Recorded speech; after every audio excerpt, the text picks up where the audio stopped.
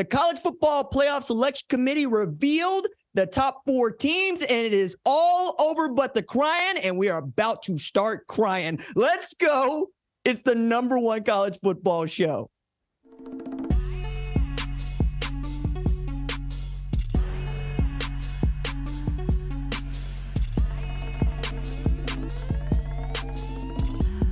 What's up, kinfolk? Welcome to the #1 college football show. I am your host, RJ Young. Thank you for watching on the Fox Sports app, YouTube, or listening wherever you get your podcast. Today, we got to go over the college football playoff as we see it. It is set.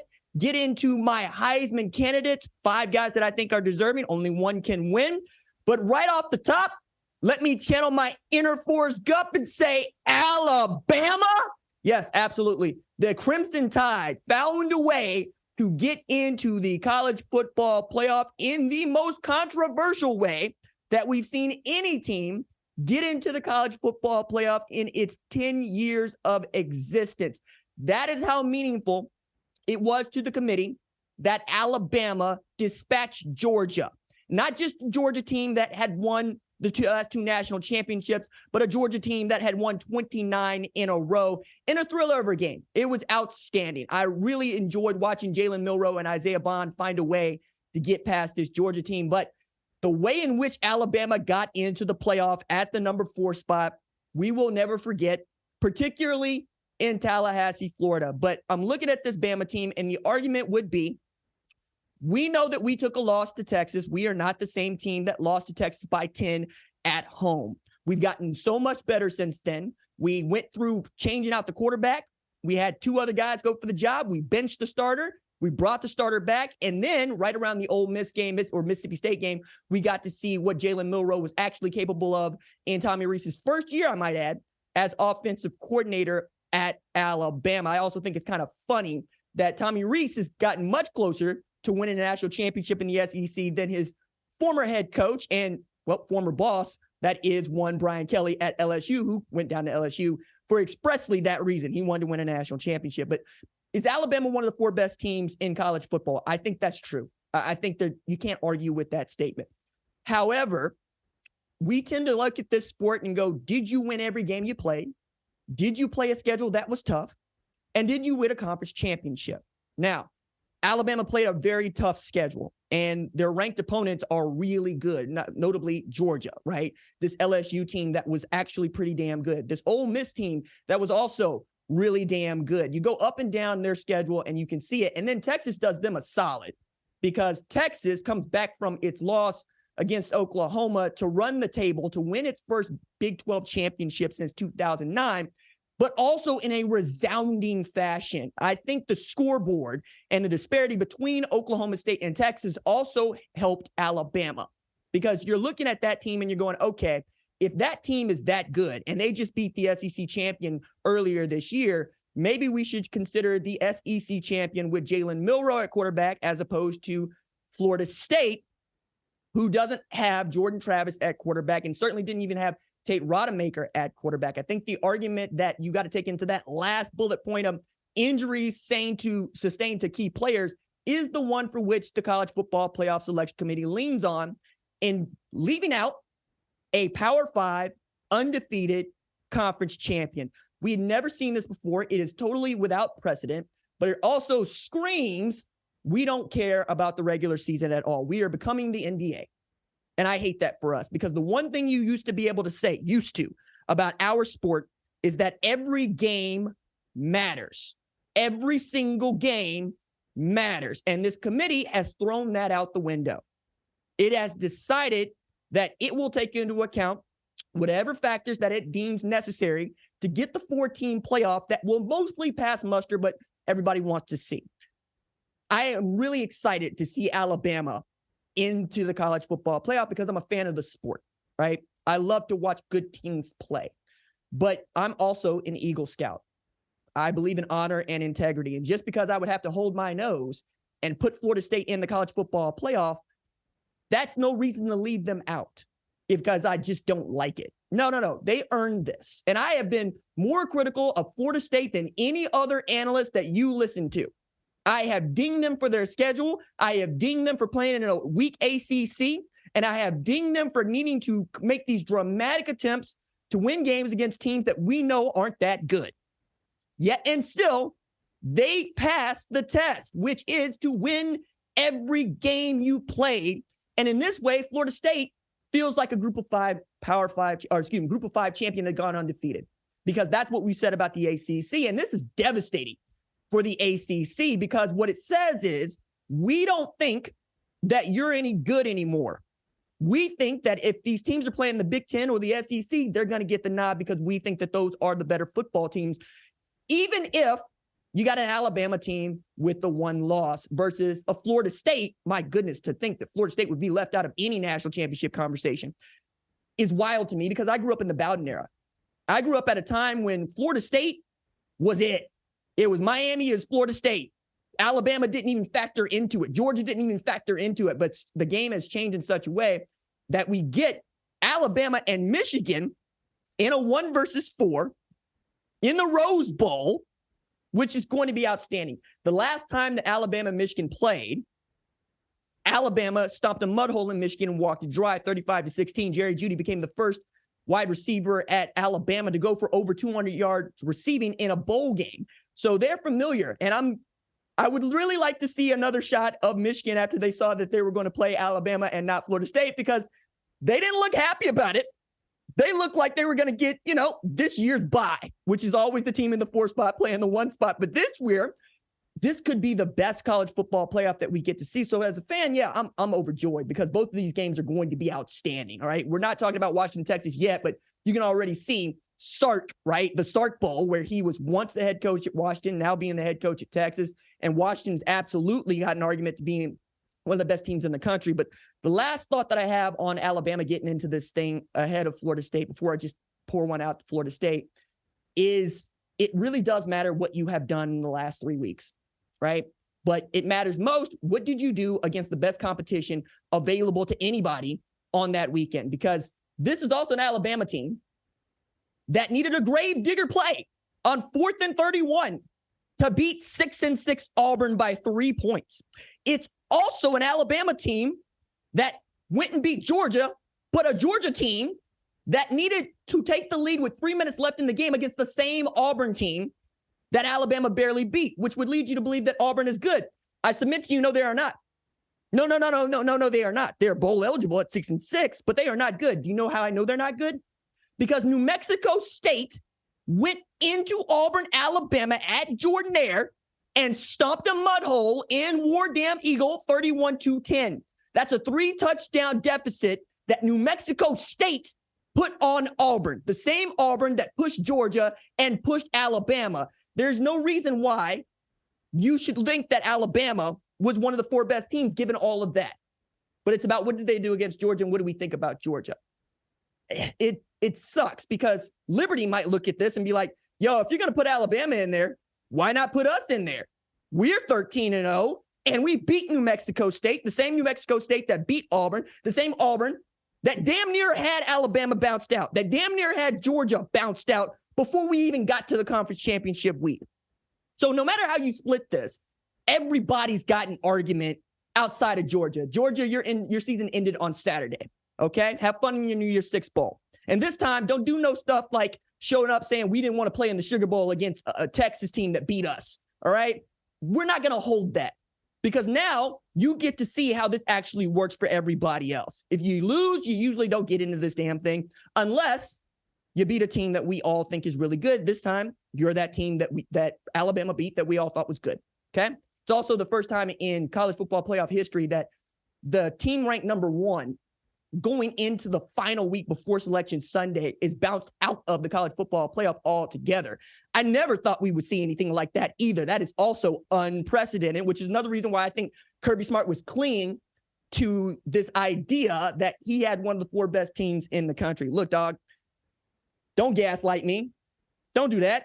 I saw Brock Bowers out there. He ain't healthy. I saw Ladd McConkey out there. He ain't healthy. And even if they were, I'm not sure you beat that Alabama team. And I don't know that Alabama team is any juggernaut. But all 4 of these teams in the college football playoff are capable of winning the national championship. The argument against Florida State is that it is not without Jordan Travis.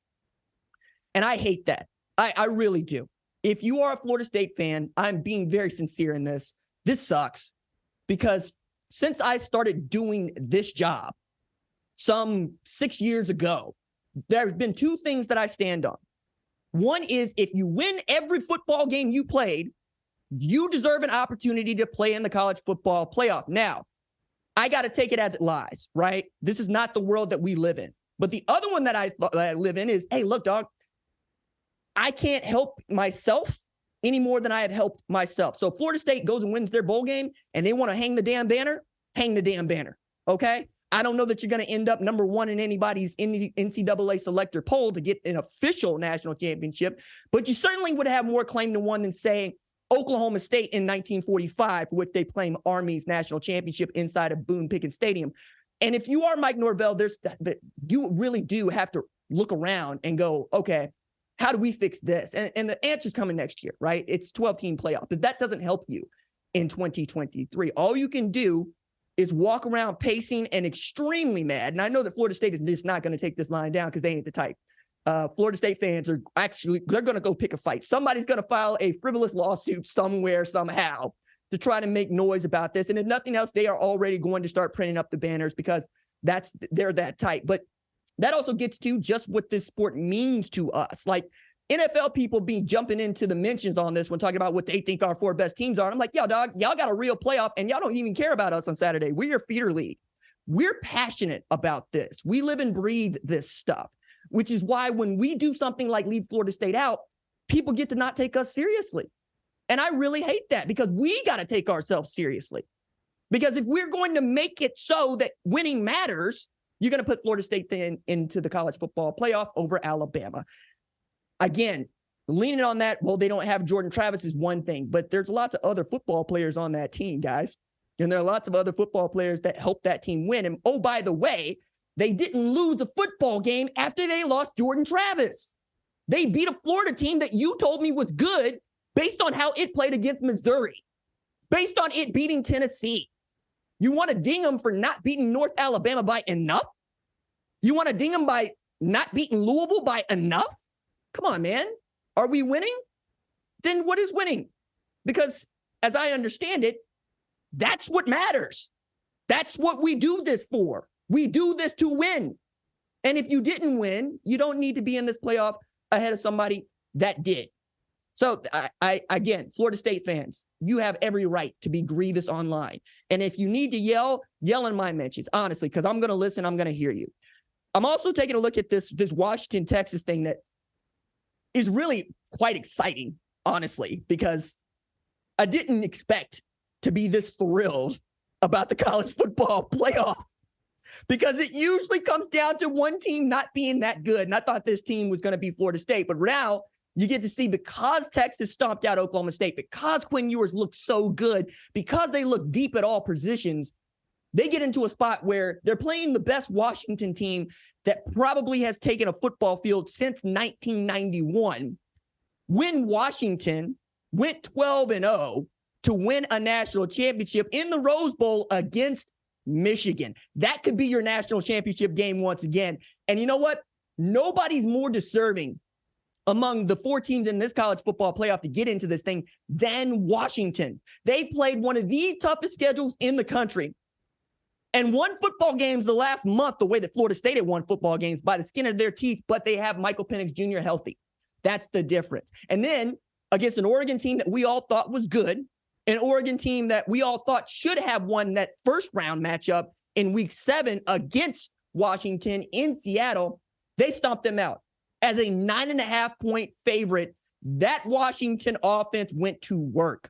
It got the run game going, a thing that used to be a hood ornament for Washington football. Even last year when they won 11 games, they got their best wide receiver on the field, and they got their second best wide receiver back for the first time in weeks, and they played like it. 100-yard receiving performances for Jalen McMillan and Rome Odunze in this game. Michael Penix went for 300. Dylan Johnson went for 150 on the ground.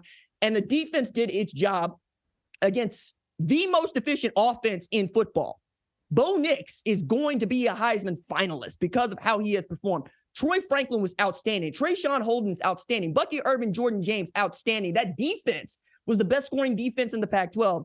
And Washington got a top 5 victory to cement a 13-0 season to become the first 13-0 Pac-12 champion before we play a single bowl game.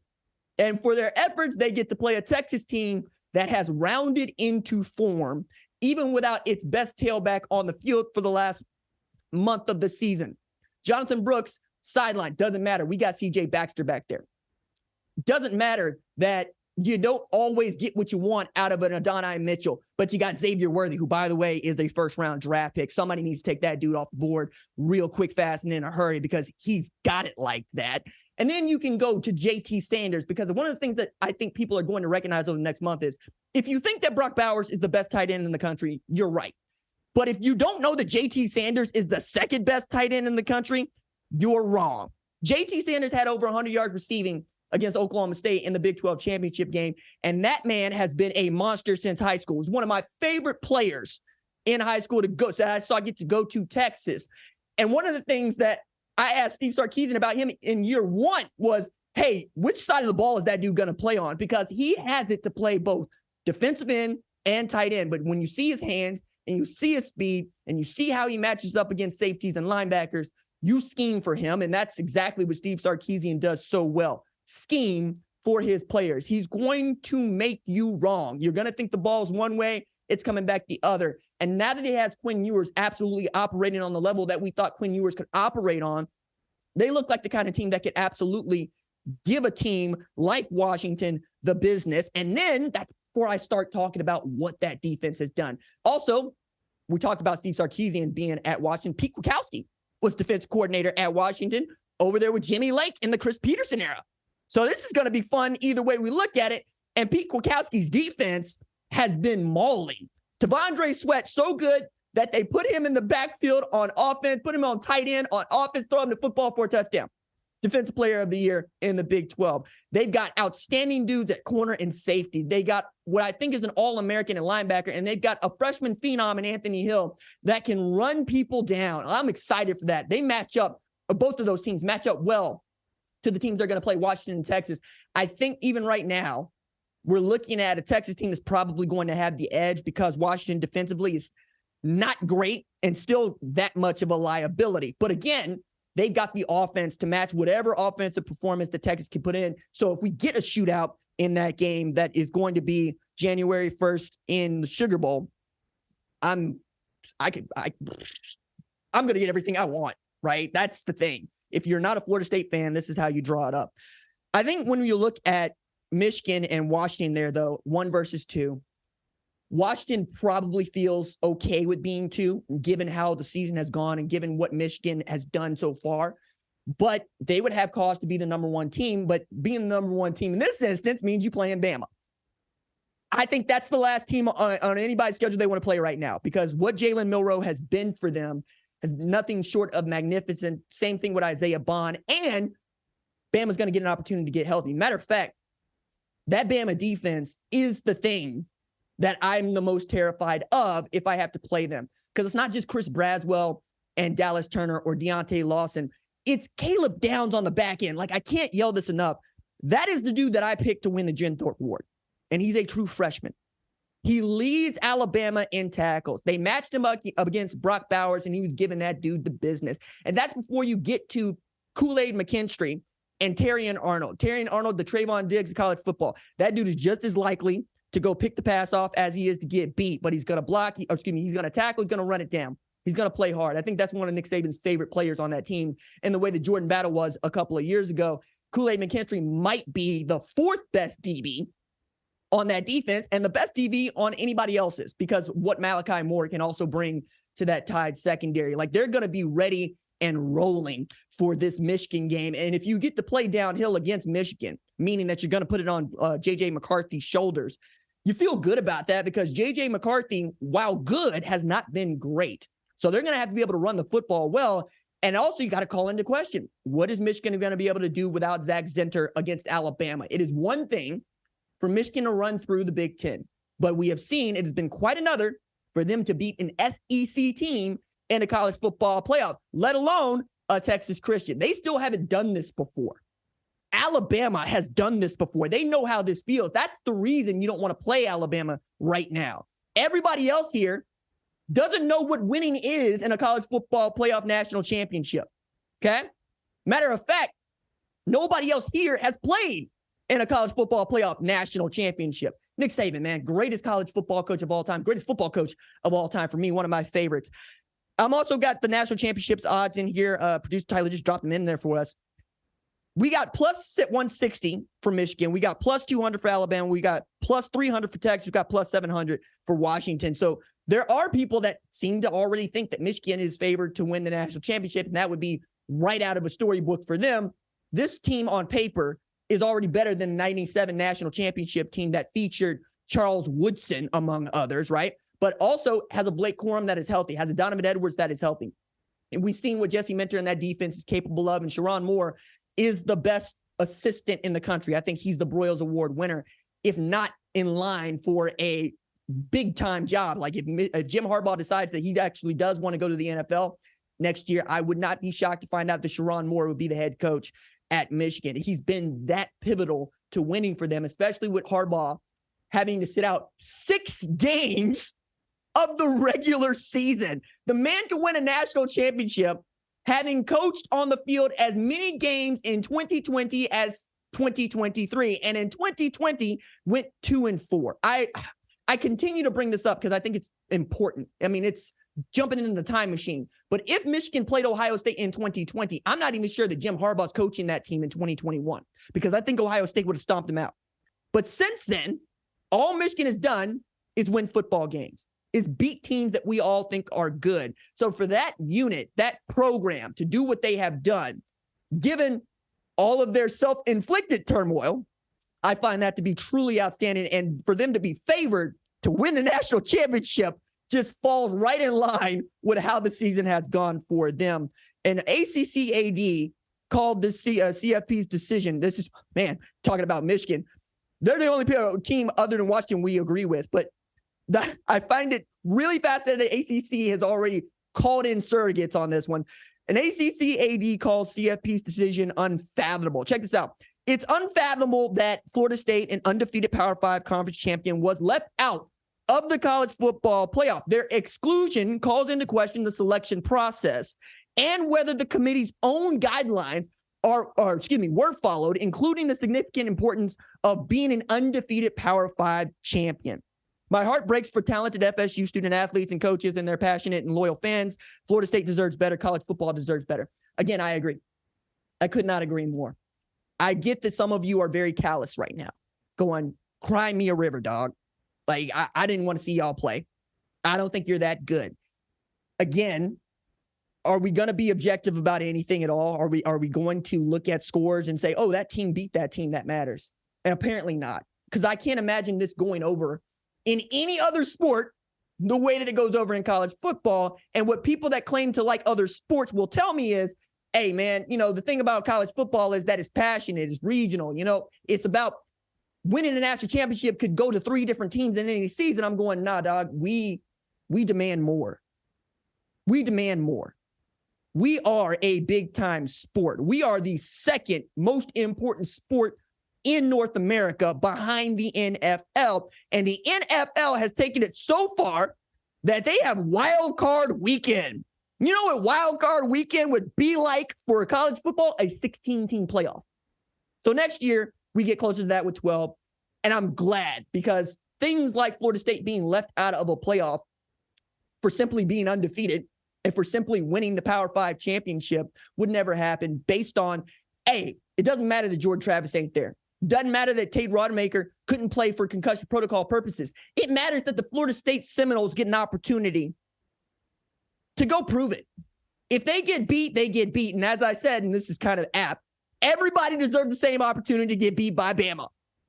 That was originally meant for teams like Cincinnati and Liberty, but apparently now it's Georgia, because you wouldn't schedule Alabama if you didn't have to. Alabama wouldn't have scheduled Texas if they knew what this was going to be. I've never seen a team more angry that they scheduled Texas, okay? You also scheduled Tennessee, Chattanooga, and South Florida, and you can barely get by South Florida 17-3, all right? So you need to be saying, not we are one of the 4 best teams, but damn, dog, I'm glad y'all believe that about us. I'm glad y'all got faith in us. I'm glad you think that we're one of the 4 best teams, but we're playing with house money now because that's how you got to feel if you're a Tide fan, but they're too arrogant to feel that. That's the thing that also kind of spurs me about the SEC right now. They believe they're entitled. College football games, nobody's entitled to anything. That's why I love this sport. If you line up and you can beat me, you deserve to go ahead of me. But if you line up and I beat you, I am going to stand on a table telling people that I did. That's what it is. Okay? Now we're turning this into a pageant, and I hate pageants. I hate pageants because I'm not a pageant dude. And I don't think football players are either. We ask them to outwork each other. We ask them to show up at 4 a.m. in the weight room. We ask them to run through hot practices in August with saying, hey, take care of what's in front of you. If you can beat the person in front of you, everything will work out the way that it's supposed to. It's no longer true, dog. So when kids go into the transfer portal on Monday because they want to go get paid, I will remind you, it ain't because they're going to go play for championships. Florida State proved that. This is not anymore about playing for national championships. And that's what you've done here. You fractured it. Now we got to go fix, if at all possible, what you have broken. Because if the kids don't want to trust you, then we've lost. Because that's what it's about. Hey, do you want to play for a national championship? Come here. We play big-time football here. Then you'll get a bunch of suits in a boardroom at the Gaylord Texan who will tell me with a straight face these kids aren't good enough because, well, they're undefeated, but not undefeated in a way that we like. Get out of my face. I can't stand this. Like, it really does bother me, and I will continue to be upset about it. That said, again, Michigan versus Alabama is going to be great. Washington versus Texas is going to be great. And we're going to have a worthy, deserving college football playoff national champion.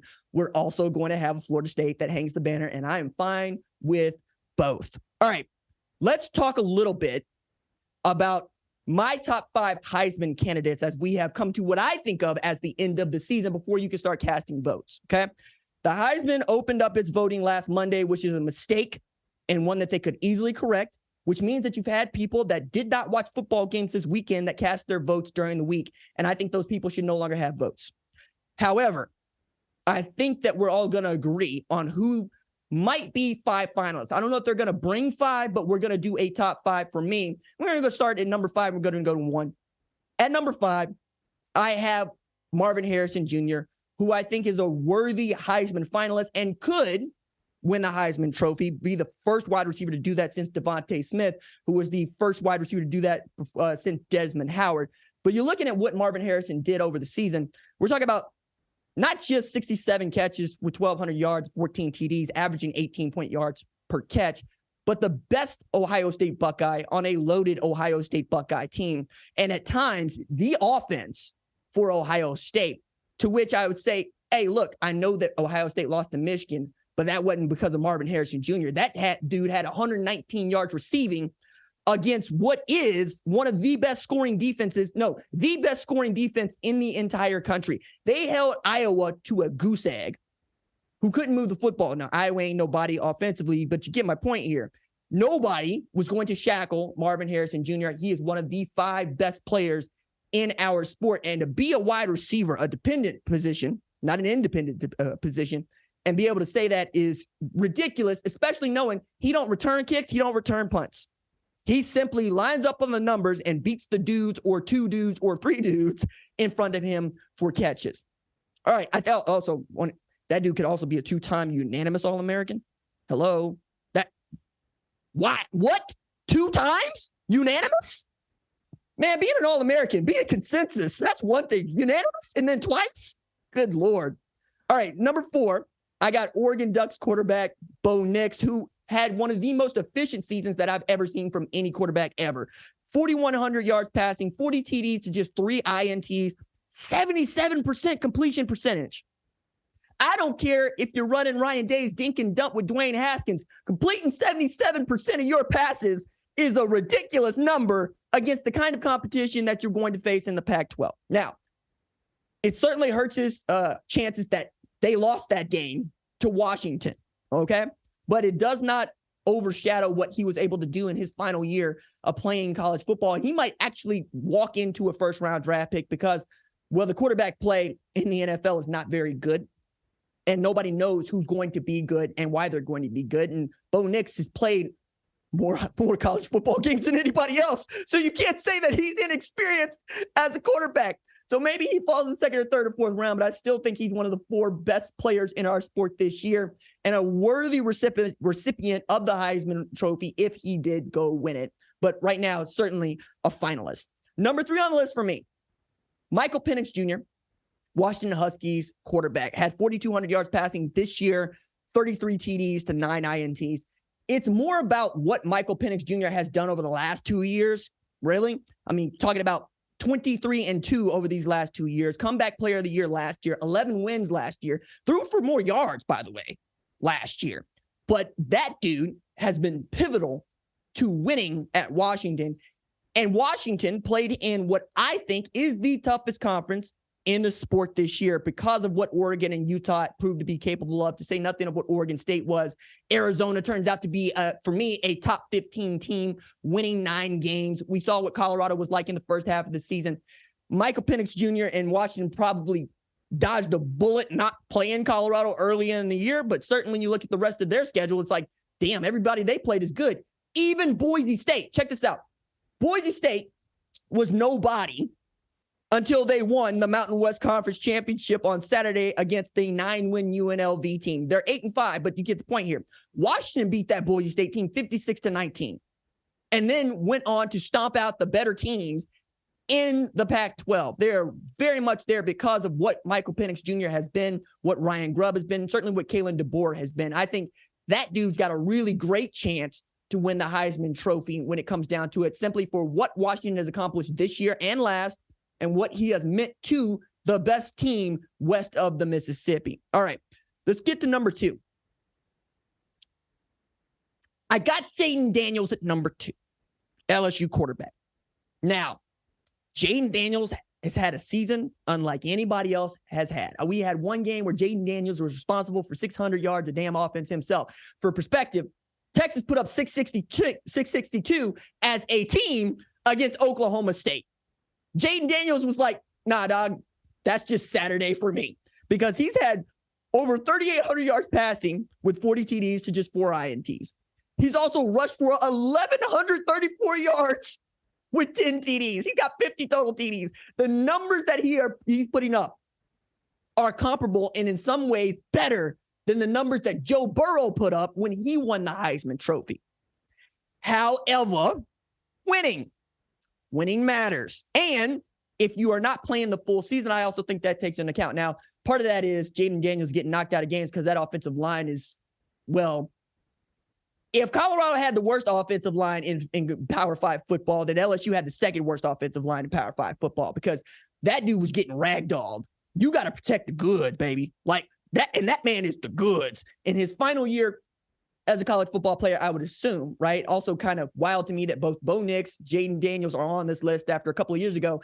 They didn't look like anything like this. And to say nothing, Spencer Rattler's also going to go into the draft, and all those guys came into the sport together. And I've kind of watched them grow up, and it's been fun. But Jayden Daniels coming into his own at LSU was not something that I expected to see, but he's had the same sort of maturation that Joe Burrow had playing for Ed Orgeron at LSU, where that 18 year, he looks so to good. You know, you go play against UCF in a bowl game, comes back, runs the table. Jayden Daniels looks so to good, comes back, and puts together one of the great individual seasons that we've seen in the sport in recent memory. But losing football games usually has bearing on what the Heisman voters will do, right? If you want to tell me that Jayden Daniels is the Heisman Trophy winner, I'm not going to fight you. I think he is worthy of it. I think that the stats are there, and I think he's given us the wow moments that we needed. I would just say he didn't get to play in most of the second half against Alabama, which was the most pivotal game on their schedule, because nobody thinks that Florida State is good except Florida State fans, apparently, right? Because that also, has to take it into account. So I got him at 2, which also means my number 1 is the guy that I've been telling you I think is going to win the Heisman Trophy if he beats Georgia, and that is Jalen Milroe, quarterback at Alabama. Look here. It's about what have you meant to winning, And what have you meant to winning at the highest level? And there has been no higher level than Georgia. Georgia was operating on a level that we had not seen in some time in our sport. 29 straight against everybody that they had to offer. 2 national championships. Okay? Jalen Milroe showed up to the SEC title game with an Alabama team that is far from being the best that Nick Saban has fielded. He also got benched earlier in this year for Tyler Buckner and Ty Simpson.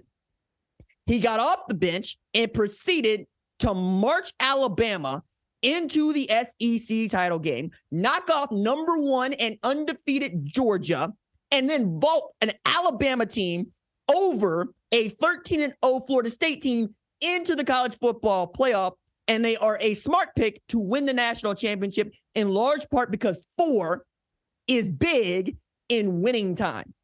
There was winning time against Auburn. Again, you shouldn't have been in winning time against Auburn, but the point here is the same. There was winning time against Auburn. 4th and 31, the gravedigger play.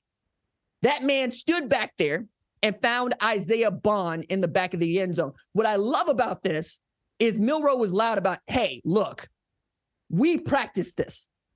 We go through this. We rep this. This was not something that we pulled out of the sandlot.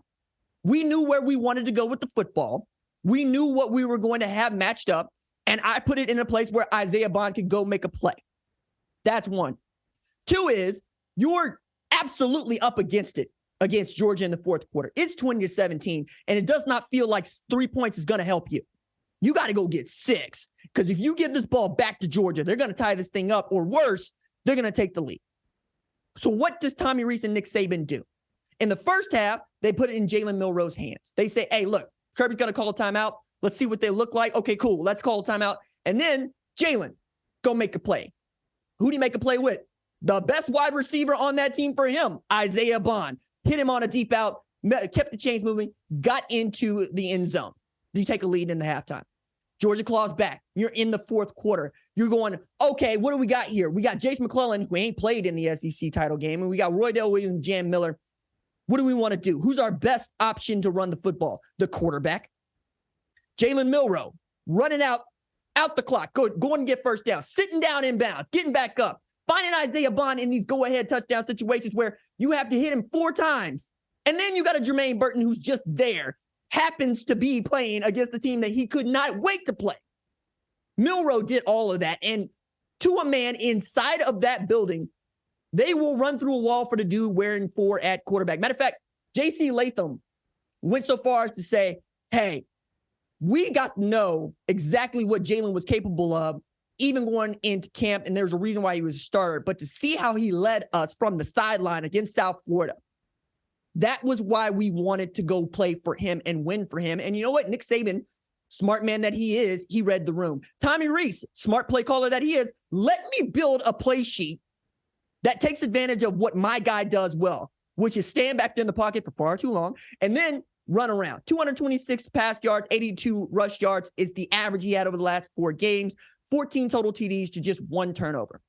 If we're talking about the player that was most important to winning the most important games, we're talking about Jalen Milroe. I think any one of these 5 guys, though, is more than capable of winning the Heisman Trophy and would be worthy of winning the Heisman Trophy this year. If it is Jaden, I'm fine with that. If it's any one of these guys, I'm fine with that. But my pick is Jalen Milroe, who, by the way, was this close to going to Texas. Texas, you're in a college football playoff and you ended up all right. But I can't imagine what it would be like if, you didn't have to see Alabama across there because you actually had Jalen Milroe on campus. But you could thank Mike Yurcich for that. All right. That is going to do it for today's episode of the #1 college football show. We will be back Wednesday to talk about the transfer portal, which opens up on Monday in earnest. I'm sure we're going to see some big names go into that. the coaching carousel, get into about Willie Fritz going to Houston, how the Big 12 has become the conference of coaches. Really excited for that show. All right, our number one college football leads of screening are Jack Coakley and Torrin Westfall. They make us better in the film room. Production assistant Kiara Santana puts the special in our special teams. Now, as Owen on the live switches, social producer Javion Duncan makes sure the recruits and the rivals see the cake we bake. Chaz Boulay is sending in the signal. Senior producer Catherine Cordaji sees the entire field from the booth. Lead producer Tyler Wojak calls the plays from the sideline, and the play snaps on my clap. We will see y'all on Wednesday. Doses.